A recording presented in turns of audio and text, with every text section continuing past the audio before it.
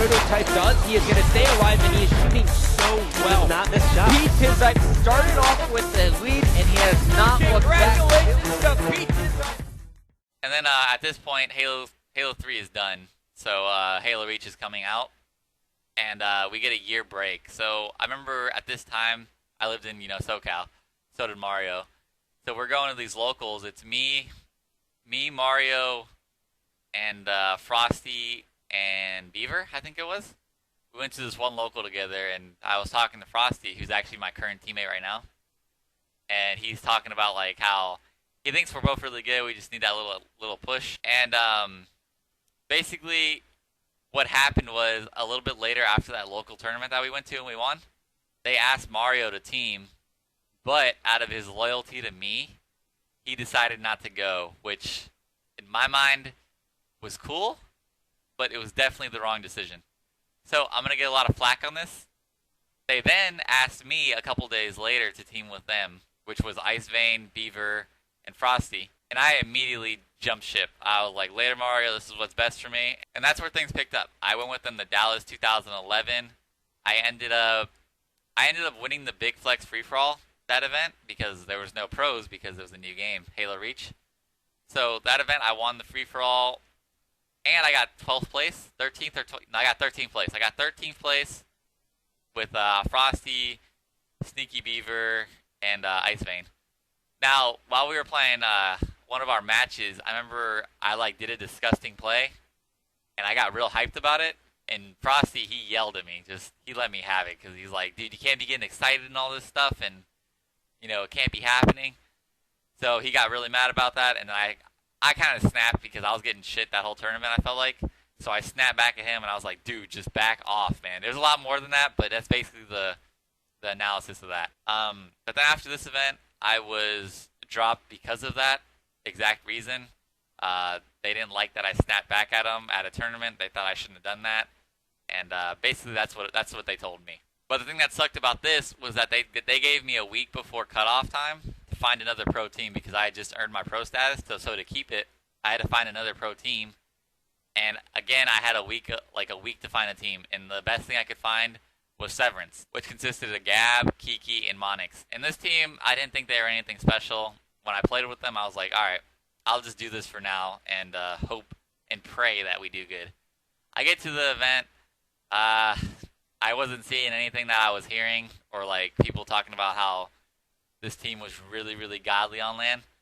I wasn't seeing any of that.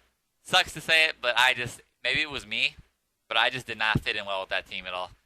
So after that event, we ended up getting 18th, and it sucked, but I kept my pro status, which was good. But ended up breaking up, and they all hated me for it because I was basically running my mouth saying how bad we were and all this stuff. But the team honestly just sucked. And it could have been me, it could have been them. I don't know.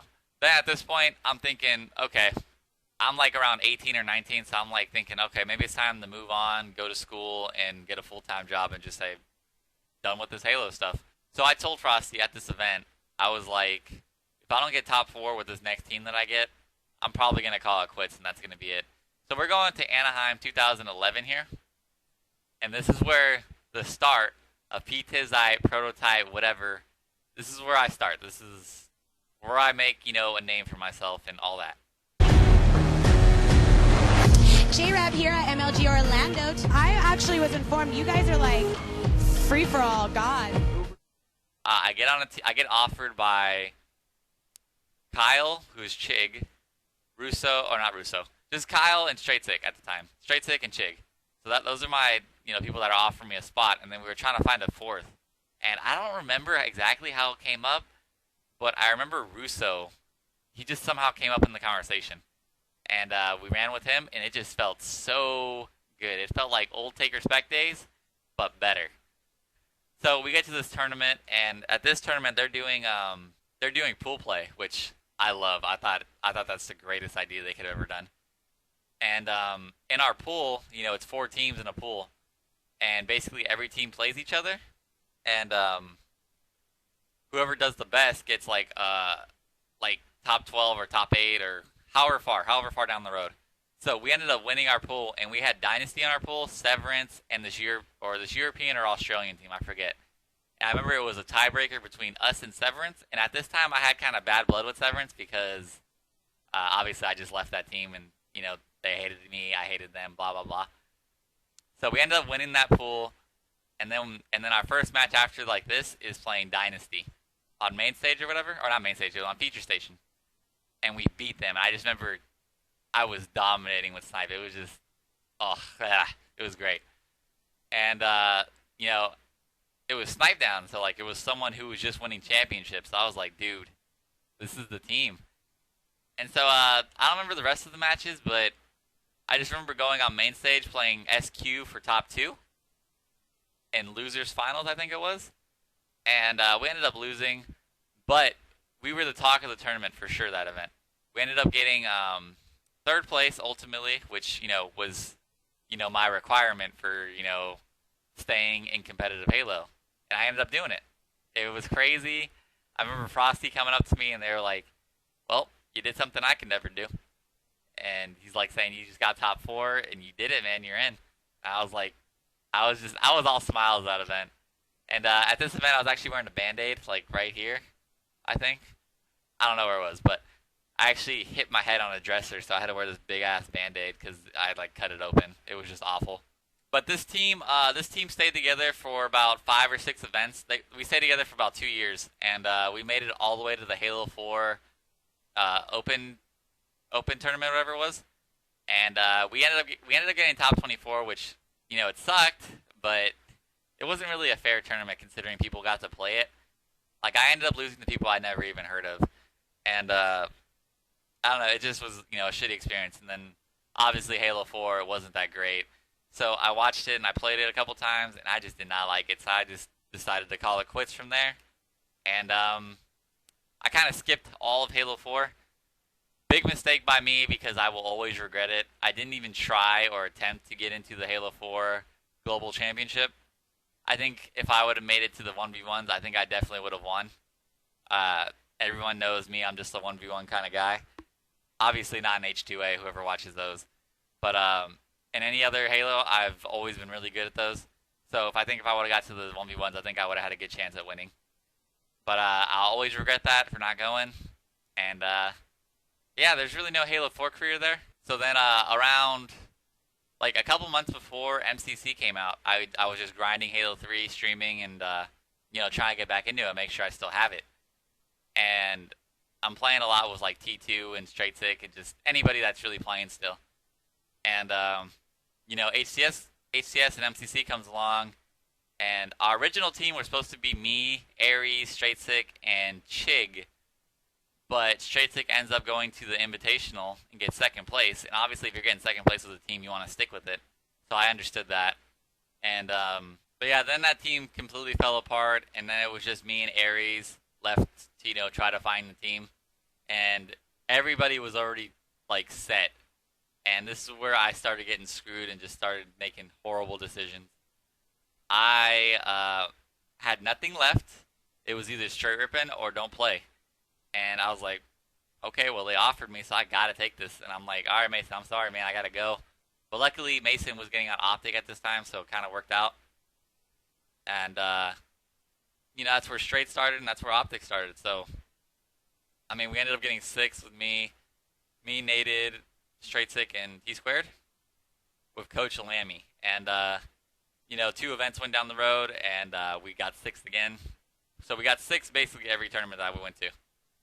And obviously, I'm not going to go into it, but you guys saw what happened with me and T2. We had a falling out. I got kicked off the team, and I was done for Season 1. I got screwed, and there was nothing I could do about it. Sucked, but maybe I should have not said anything about it. But, you know, I felt like I was getting screwed on that team because of money. And, yeah, it was just a bad situation. So I basically had to sit around and watch Global Champs, or not Global Champs, I had to sit around and watch finals from my house, pissed off. I was so upset because I was like, at least I could have had a chance to at least compete at this. Nope. Legit gets to. I'm not hating towards Legit at all, but he took my spot, and I mean, he was getting top 12 and all that at the first tournament, I think. And I don't remember what he got at the second one. I think they lost to Randa and them, I'm not sure. And I don't know, it just sucked. It felt like I earned that spot to be there, and I just didn't get to be there, which sucked. That's like the only word I could use to describe it. It just sucked. So Season 2 comes along, and I still have no options because people are still set in their ways because I didn't get to play in finals. So basically, my name is, wearing down. And where Noble approaches me, and I'm just playing games with them, trying to keep my name somewhat relevant. And then that whole thing happened, and I was so happy that it did. It sucked for them, but it was the best situation that could have came for me. I ended up teaming with Mason, Ares, Arcanum, and then Straight Sick, and that was the original team. And it felt good for a little bit, and I thought that was gonna be the team. A couple weeks down the road, or like a week later down the road, they told me that they want Ninja instead of Straight Sick, and I was like, oh, that sucks, but I guess I'll go with it because I gotta go with it. Not anything against Ninja, but just I had to because I didn't want to forfeit my place on the team. I was like, sorry, Corey, man. This kind of happened to me last season, so I gotta just stick with it. But that team from day one, it just felt like it's what Ninja said, dude. It didn't make any sense. Arcanum was just on. I think he had the ego I had from way back when I got top 12 for the first time. He had that ego from getting third, and it just it ruined him. He was just a whole different person. Ares knew it, I knew it, and me and Tyler were getting pissed about it because there was just shit going on, and it was just annoying.